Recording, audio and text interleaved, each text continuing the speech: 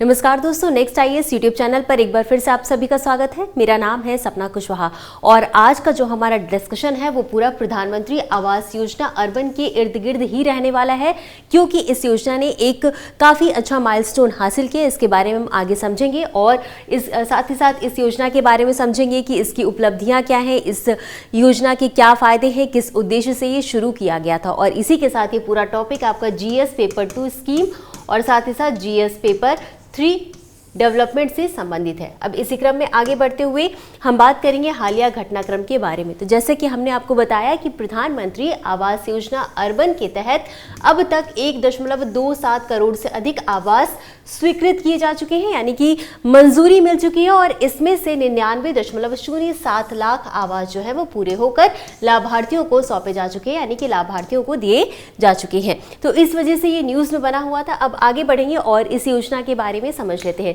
तो इस योजना को शुरू किया गया था साल 2015 में और इसका उद्देश्य क्या था? जो शहरों में रहने वाले पात्र परिवार हैं उनको आवास उपलब्ध कराना। अब समझिए कि ये योजना के लिए कौन कौन से वर्गों को इसमें शामिल किया गया है। तो इसमें आर्थिक रूप से जो कमजोर वर्ग है, यानी कि ईडब्ल्यूएस, निम्न आय वर्ग वाले लोग जिन्हें कि LIG कहा जाता है, और साथ ही साथ मध्यम आय वर्ग वाले लोग जिन्हें कि MIG कहा जाता है, इन वर्गों को शामिल किया गया है। साथ ही इसमें जो झुग्गी झोपड़ियों में लोग रहते हैं उन्हें भी इस योजना के तहत शामिल किया गया है। कुल मिलाकर के इसका उद्देश्य यही है कि जितने भी पात्र शहरी परिवार हैं उन सभी को स्थायी और सतत आवास उपलब्ध कराया जा सके। इसी क्रम में आगे बढ़ते हुए अब इस योजना के तहत जो भी प्रगति हुई है उन पर हम नजर डाल लेते हैं। तो प्रधानमंत्री आवास योजना शहरी की बात कर रहे हैं और इसके अंतर्गत जो उपलब्धि हुई है उन्हें हम एक नजर हमने डाले। अब इसे डिटेल में समझ लेते हैं। तो जैसे कि हमने आपको बताया कि PMAYU और PMAYU 2.0 जिसे कि 2024 में शुरू किया गया था और इसे शुरू किया गया था 2015 में। इसके अंतर्गत 1.25 करोड़ से अधिक आवास स्वीकृत किए जा चुके हैं और 1 करोड़ से अधिक आवासों का निर्माण पूरा करके उन्हें लाभार्थियों को दिया जा चुका है। इसके साथ ही इसमें जो EWS वर्ग है, यानी कि आर्थिक रूप से जो कमजोर वर्ग है, उनके परिवारों के लिए 2.0 लाख से अधिक अतिरिक्त आवासों के निर्माण को भी स्वीकृति दी गई है। अब इसमें से लाभार्थी नेतृत्व निर्माण BLC के तहत 1.42 लाख आवास और साझेदारी में किफायती आवास जिसे कि AHP कहा जाता है, इसके अंतर्गत 67,045 आवास शामिल हैं। इनकी स्वीकृति दी जा चुकी है। अब समझिए कि लाभार्थी नेतृत्व निर्माण यानी कि BLC में कौन लोग आते हैं। तो इसमें वो लोग आते हैं जिनके पास जमीन है, सरकार उन्हें आवास बनाने में सहायता कर रही है, और साझेदारी में किफायती आवास यानी AHP के अंतर्गत जो है कि सरकार और निजी सेक्टर मिलकर के आवास का निर्माण करते हैं। और इसी के साथ स्वीकृतियों के साथ PMAYU 2.0 के अंतर्गत स्वीकृत आवासों की कुल संख्या कितनी है? 18.38 लाख से अधिक हो गई है। अब इसमें जो है कि महिला सशक्तिकरण पर भी विशेष बल दिया गया है।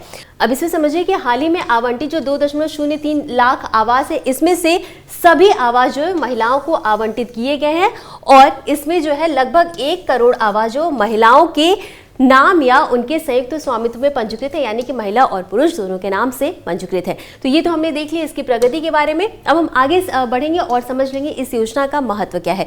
तो इसमें SC, ST, OBC और अन्य कमजोर वर्गों को आवास सुरक्षा प्रदान की जा रही है। साथ ही साथ जो झुग्गी झोपड़ी में रहने वाले लोग हैं उनको भी आवास प्रदान किया जा रहा है, जिससे कि क्या होगा कि उनके परिवार के जीवन स्तर में सुधार होगा। उन्हें आवास के साथ साथ पानी, बिजली, शौचालय, रसोई जैसी सुविधाओं के साथ उन्हें आवास प्रोवाइड किया जा रहा है ताकि वो गरिमापूर्ण जीवन जी सके। और इसी के साथ शहरी गरीबी में कमी की भी बात की गई। तो जब सुरक्षित आवास है तो इससे क्या होगा कि लोगों की स्वास्थ्य तक पहुंच होगी, शिक्षा तक पहुंच में जो लोगों को बाधाएं आ रही थी उसमें कमी होगी और साथ ही साथ रोजगार तक भी बेहतर पहुंच होगी और इसके साथ ही परिवारों की आवास संबंधी असुरक्षा भी कम होती है। तो ये हमने समझ लिया महत्व के बारे में।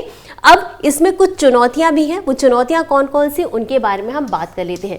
तो सबसे पहला है भूमि अधिग्रहण की लागत, यानी कि शहरों में जो भूमि है उनकी लागत बहुत ज़्यादा है। तो ऐसे में क्या होता है कि शहर से दूर जमीन लेकर के वहाँ पर लोग आवास बनाते हैं। तो ये एक सबसे बड़ी चुनौती आ रही है। अब इसमें होता क्या है कि व्यक्ति का रोजगार जो है वो एक स्थान पर है और शहर से दूर काफी उसका आवास है, तो आने जाने में समय और पैसा दोनों खर्च होता है।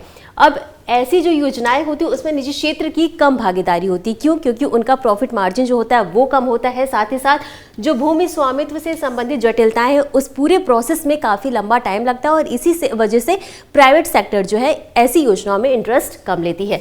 अब इसमें जो एक सबसे इंपॉर्टेंट चीज़ है वो ये है कि लाभार्थियों की पहचान संबंधी समस्याएं। अब शहरों में क्या होता है कि बहुत बड़ा हिस्सा जो एक गरीबों का होता है वो अनौपचारिक क्षेत्र में संलग्न होता है, जैसे कि दिहाड़ी मजदूरी, इन सब के कार्य में संलग्न होता है। अब ऐसे में क्या होता है कि उनके पास आय का कोई औपचारिक प्रमाण नहीं होता है, वेतन पर्ची नहीं होती और क्रेडिट इतिहास भी उपलब्ध नहीं होता है, जिसकी वजह से बैंक और प्राथमिक ऋण संस्थाएं जो हैं उन्हें आवास ऋण देने में संकोच करती हैं, तो उन्हें आसानी से आवास के लिए ऋण नहीं मिल पाता है। साथ ही साथ कई बार क्या होता है, परियोजनाओं में विलंब भी होता है, जैसे कि आवास बनाने में जिन भी सामग्रियों का उपयोग किया जाता है, सीमेंट और इस्पात का, तो इनकी जब कीमतें बढ़ती हैं तो इससे क्या होता है कि वित्तीय दबाव बढ़ता है और जब वित्तीय दबाव बढ़ता है तो परियोजना की समय सीमा बढ़ जाती है और कई आवास इकाइयां जो है वो अधूरी रह जाती हैं। तो ये हमने बात की जो जो चुनौतियां आ रही थी। अब ऐसे में हम समझेंगे कि आगे की राह क्या होनी चाहिए। तो सबसे पहले तो जो प्रॉब्लम आ रही है भूमि अधिग्रहण की आ रही है, तो GIS आधारित मानचित्रण करना चाहिए और देखना चाहिए कि कौन से एरिया पर जमीन उपलब्ध है और सरकारी भूमि का बेहतर उपयोग करना चाहिए। इसी के साथ निजी क्षेत्र के लिए बेहतर प्रोत्साहन भी देना चाहिए, यानी कि जो प्राइवेट सेक्टर है उन्हें टैक्स में रिलैक्सेशन देना चाहिए। साथ ही साथ उन्हें जो भी पूरा अप्रूवल का प्रोसेस होता है उसमें भी ढील देनी चाहिए ताकि उनका इंटरेस्ट इस ओर बढ़े। और इसके अलावा जलवायु लचीले आवास बनाने चाहिए, यानी कि वो बाढ़ और गर्मी इन सब को सह सके और साथ ही साथ कम कार्बन आवास को बढ़ावा देना चाहिए, यानी कि ग्रीन बिल्डिंग जैसे आवास का निर्माण करना चाहिए। और एक जो सबसे इंपॉर्टेंट चीज वो ये है कि रोजगार केंद्र जो होते हैं उनके पास ही अफोर्डेबल रेंटल हाउसिंग का विस्तार करना चाहिए, यानी कि लोगों को शहर के एक कोने से दूसरे कोने पर न जाना पड़े, जहां पर वो रोजगार कर रहे हैं वहीं आसपास उन्हें किफायती आवास भी उपलब्ध हो। और यही था आज का हमारा पूरा डिस्कशन। इसी क्रम में आगे बढ़ेंगे और इससे संबंधित एक अभ्यास प्रश्न को भी देख लेंगे। तो प्रश्न है, प्रधानमंत्री आवास योजना शहरी के संदर्भ में निम्नलिखित कथनों पर विचार करें। आपके पास 3 कथन है। यह योजना वर्ष 2015 में शहरी क्षेत्रों में आवास की कमी को दूर करने के उद्देश्य से शुरू की गई थी। और दूसरा कथन क्या है, योजना का कार्यान्वयन आवास एवं शहरी गरीबी उन्मूलन मंत्रालय द्वारा किया जाता है। और तीसरा कथन है, योजना के अंतर्गत केवल आर्थिक रूप से कमजोर वर्ग यानी कि EWS के परिवार ही लाभ प्राप्त कर सकते हैं। आपको बताना है कि उपरोक्त में से कौन सा या कौन से कथन सही है। तो आपके पास ऑप्शन A है केवल 1 और 2, ऑप्शन B है केवल 2 और 3, ऑप्शन C है केवल 1 और 3 और ऑप्शन D है 1, 2 और 3। और इस प्रश्न का उत्तर आपको हमेशा की तरह कमेंट बॉक्स में देना है। तो आज के लिए बस इतना ही। मिलते हैं अगले एपिसोड में इसी तरह कुछ अहम और ज़रूरी खबरों के साथ। तब तक के लिए धन्यवाद।